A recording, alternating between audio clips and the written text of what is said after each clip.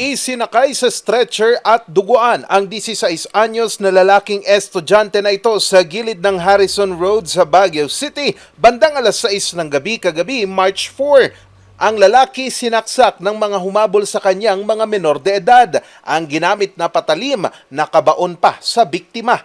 Ang insidente nasaksihan ng parking attendant na si Erlinda sa bahaging ito ng Jadewal Park.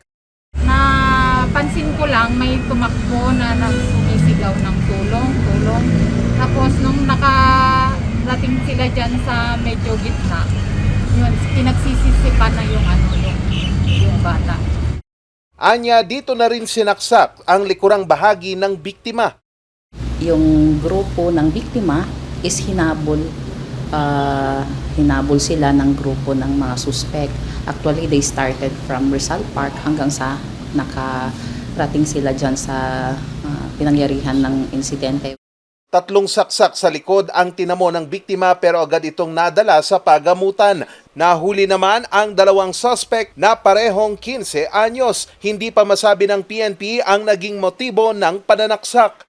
Yung grupo ng biktima, about 6 of them daw. Yung grupo ng suspect is yung 2. Yun, hinabol sila at yun ang inaalam kung ano ba yung nangyari. Kung may nangyari bang alitan bago yung insidente.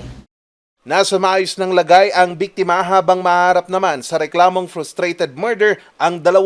Hawak pa sila ng Women and Children Protection Desk ng BCPO habang inaantay ang commitment order ng mga ito para maipasakamay na sila sa balay silangan ng DSWD. Tiniyak naman ng Baguio City Police Office na tuloy-tuloy ang kanilang Oplan Rizal o curfew sa mga menor de edad at bakal sita para maiwasang masangkot sa gulo ang mga kabataan. Tumanggi munang magbigay ng pahayag ang magulang ng biktima at mga suspect.